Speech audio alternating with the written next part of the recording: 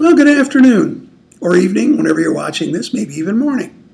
It's hard to believe, but we're at the midpoint of the course. It's exciting. The work that I've gotten from you thus far is excellent. I really enjoy working with you. It's a great cohort. I'm glad Stacy joined us and Kachobe joined us. These are folks I don't remember from before. Stacy I remember from face to face.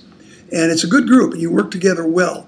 That's why I like the way we're going to do it. I'm not going to take 12 people and put them in teams when it actually takes away from the learning. So mea culpa if that bothers anybody. Let's talk about what we've got coming up in Module 3.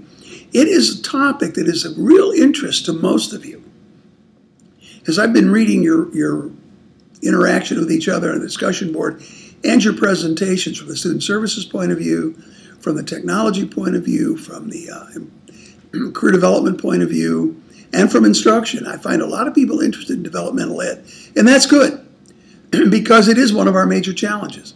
And I've shared some of my thoughts about laddering. I've shared thoughts about Benjamin Bloom. I haven't talked about John Roosh, but I should, because John got his career started in developmental ed. And for the many, many years, he was the grand man or the grand expert in the field. So anyway, there's a lot of good stuff there. The Cleveland State model for math is in our courses in Module 3 because they do have some pretty good strategies that have worked. And that's why I asked you to take a look at it. I love where they started. They said, yes, you can do developmental ed and save money. Now, I believed that for a very long time. I think it requires that you look at the services that you provide in a more generic way, that you don't silo them. You know, here's some from student services, here's some from instruction, here's some from other support areas.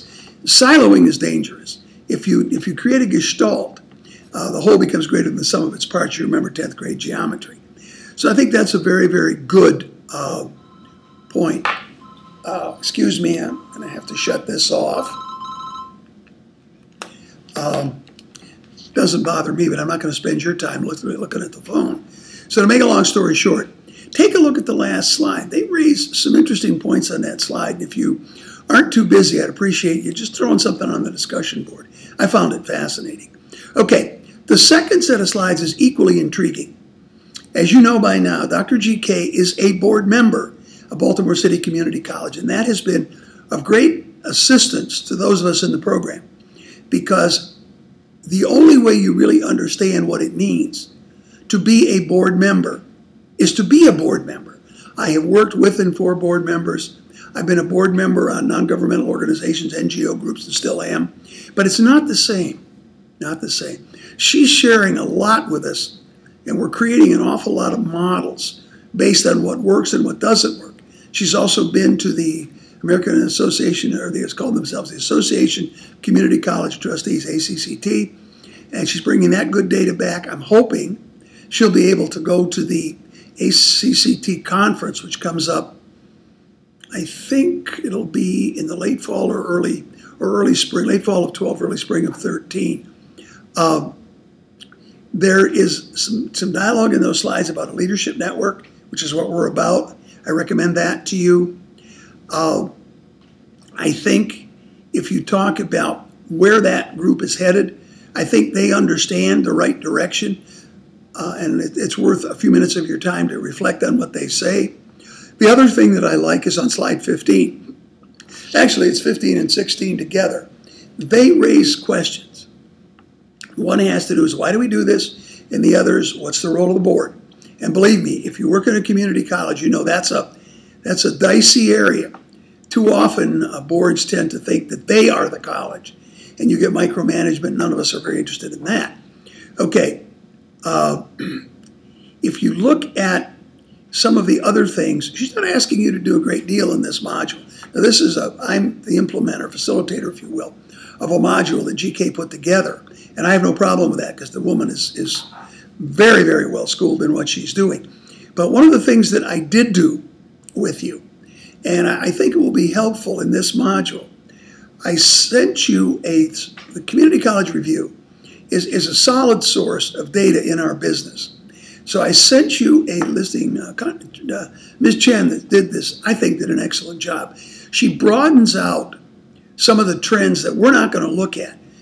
By and large, we're looking at micro trends right now, and I don't have a problem with that. When I taught this course independently, we looked at pretty much the same trends that GK's got you looking at. And so Chen, I think, will be helpful in two ways.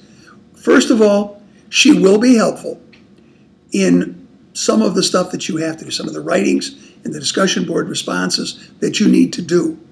And feel free to use her. She's not going to make you crazy. She's not 35 pages. She's right there, and the issues are concise, and you can apply them in the way you see them as being most helpful.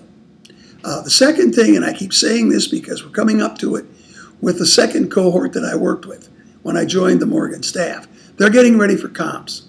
And the thing that the AACC Futures Report and the stuff that Chen is doing, I think, will help you with one of the questions. You'll be answering 3 questions.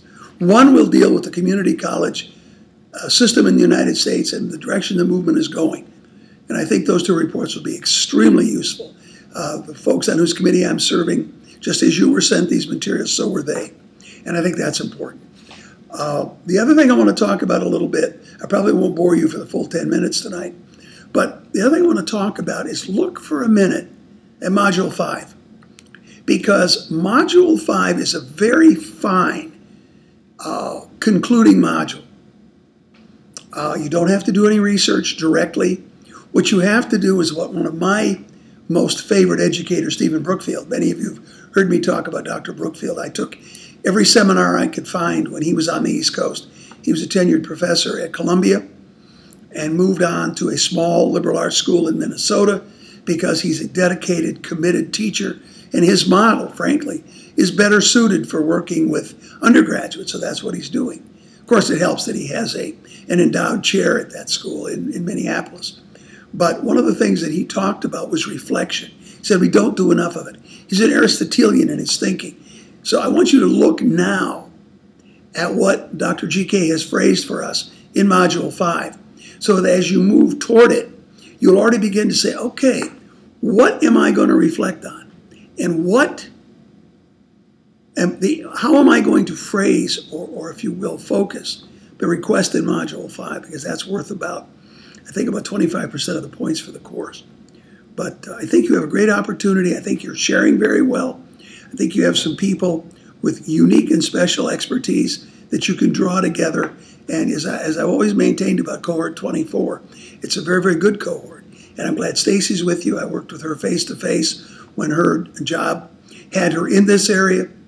And then she moved down to Alabama in what they used to call in the military a TDY. She's never told me how long she's going to be TDY'd for. But she's got a lot of expertise, and I've enjoyed working with her, as I've enjoyed working with all of you. So feel free to look at Module 5. I think it would be a great help. And I think it's very exciting to read the work that you've done before too long. By the time you see this, I'll have already caught up. And I do apologize for those 7 days in Orlando. I promised I promise every student I've had and will have, I won't do that again. Even though, as I say, it was something GK wanted us to do. I'm glad we did it, but I'm not doing it again. Okay, again, as you know, I'm only as far away as your email, as your telephone, or as the stuff that you put on the discussion board. Great working with you, and I look forward to a continued healthy 3 modules. Thank you.